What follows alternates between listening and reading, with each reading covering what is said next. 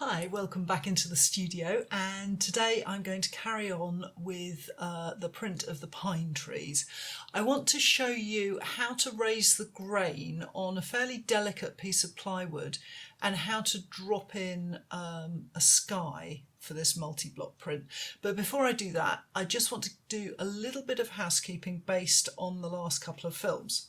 So I have printed up the two blocks that I was talking about before for the pine tree. So I've got the underblock and the overblock here. And as before, a little bit of housekeeping because they don't quite match up and there are some corrections. So I just wanted to show you those. And the reason that I'm going into this detail is partially to show you that I don't magically get everything right every time, that there are always adjustments to be made. And also to show you that how effective it is just to check and to make a few adjustments before you do a final print run. So looking here, I've got a problem here where the line block is coming too far over. And again, down at the bottom here, there's a little bit of an overlap. Here is the biggest problem. I've forgotten to hollow out. There's a area there that should be white space for the sky to shine through, and I've forgotten that altogether. So that certainly needs addressing. And other than that, it's looking pretty good. So I will go back, and what I've done is to ink up my line block again and offset it back down onto my lining block. And I'll make those cuts and adjustments here. You can see I need to cut that little hole out there. So a little bit of housekeeping to start with, but really worth making those checks because it's the difference between an okay print and a really nice print. So a little bit of work to do on that. So to go on to the background, I thought it would be really nice to use some wood grain, and I brought this print out to show you. This is a print called Early Morning Hillside, and here you can see at the back really nice piece of wood grain, and I was pleased to get this, but it's come off a sheet of Sheena plywood, and Sheena plywood I would normally use for my Japanese woodblock prints. I wouldn't normally be able to show the grain on it because it's a very smooth wood for printing woodblocks, but printing woodblocks without the grain showing. And because it's a plywood, it's not a very robust, the top layer is very thin. And when I've shown how to raise the grain before, I've always shown it by you burn the wood, you use a wire brush to scrape away the burnt bit, and that exposes the grain. You try and do that on a Sheena plywood and you just like burnt the top layer away. So I had to take a different approach with that. So I've got a couple of pieces of Sheena. Now this is, on the print I've just shown you, the Sheena plywood is the professional grade stuff that I would normally use. This is cheap plywood. This is, it's sold as Asian ply. I buy it in the UK through Great Art, who I think are a German company, but they're an online store. And it's sold as Asian ply, and actually it's great for practicing, it's good for short student classes, stuff like that. But it really is very thin plywood. It's not got a thick enough layer to even begin to think of burning it to raise the grain.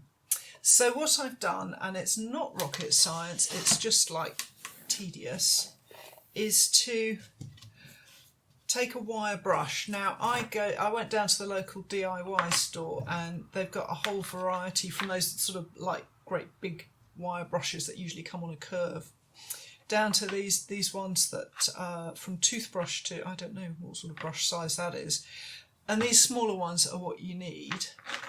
And the brass ones are slightly softer than the wire ones.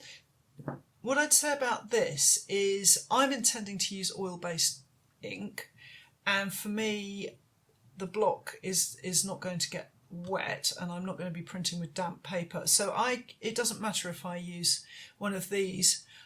But if you intend to use wet paper or you intend to use water-based inks, you might be better off sticking to brass, because then there'll be no danger of any little metal particles getting into the wood, rusting and then transferring to your print.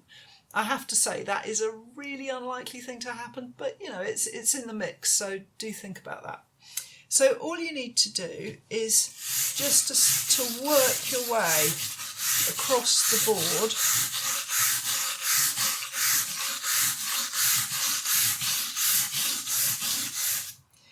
And it's really tedious.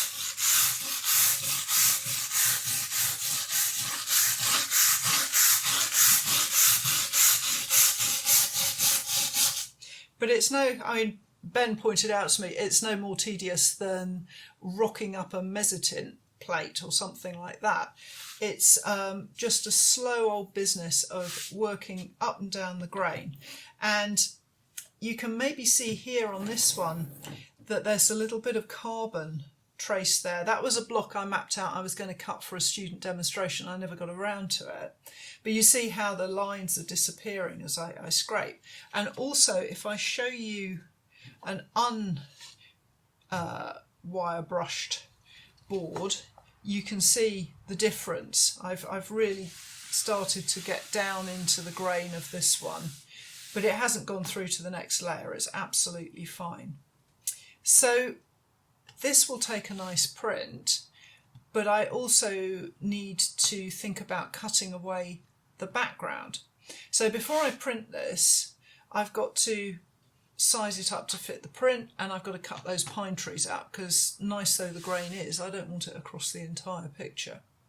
So if I come over to my registration device, I have taken a print of my trusty line block onto some tracing paper, and if I was just doing another lino layer, then I would transfer that lino, that I would print this, and while it was still wet I would offset it onto the lino.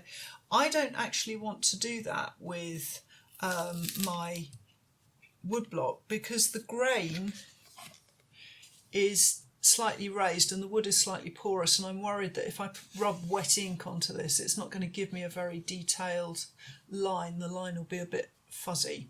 So instead of using the ink transfer method, I'm going to use carbon paper. But before I do any of that, I'm missing the moon here, so I don't know where to cut out for the moon in the background. So if we go back to my little embossed moon, and maybe in the next film or the one after, I'm going to talk about this embossed moon again and show you various types of embossing, by hand, by press, wet, dry, that kind of thing. So we'll come back to the actual moon later. And I'm going to pop that in because I need to map that onto this tracing. But again, I have a problem here because I don't want to ink up the embossing block, because I don't want any ink on that block. It's going to be a blind emboss. So I need that lino to stay nice and virgin clean. So I'm not going to ink it up. I need to transfer the information in another way. And if I try and draw around the edge with a pencil, it's not going to give me a great result because the pencil's going to skip about a bit. So what I'm going to do is to take some carbon paper that I've got here. So this is just office carbon paper, and it's single-sided because, again, I don't want to transfer any carbon onto that lino either. And I'm just going to slide some carbon paper under there, and then I'm going to take a wooden spoon and I'm just going to take a rubbing.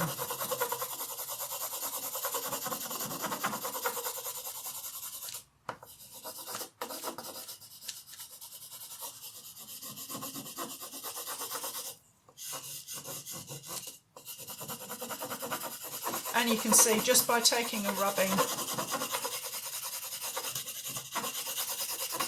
I've transferred that information onto my tracing without getting any ink or mess or anything onto that nice clean lino. so that my blind emboss is going to stay nice and clean when I print it. So now I've got all the information that I need to do my transfer, and this is the bit where I admit that I really don't get things right, because in order to do a really accurate transfer, I need my piece of plywood to be level so that the tracing sits on the plywood and I can make a nice accurate transfer. If the plywood was too low, there might be a distortion, and if the plywood was too high, there might be a distortion. So that's no problem. We organised for that, and what we did was to cut some mount board, and everything would have been perfect except that when I glued it up, I put a big book on it to press it down for the glue to set, and I was using wood glue, by the way, and unfortunately it moved, so it's a bit wonky. So actually, after I've made this film, we're going to rip this backing off and put a straight backing on. So yeah, I mess up. But what it does do is to hold this in place perfectly, which means that when I put my carbon paper down, I can get a nice accurate transfer from my block. So that's my next job. And in the next film, I'm going to show you exactly how, once this detail is transferred to the wood grain block, how I'm going to cut it with the Hangito knife using the Japanese technique. So if you're a Linocut person and you've always wondered what that funny slopey knife in the sets of cutting tools is, do watch that video and I'll explain to you how to use it, because it's a great tool both for Linocut and for woodblock printing. So I hope you'll join me for that episode, and I hope you'll subscribe to my channel so that you don't miss out on any of these episodes, and I'll join you again soon.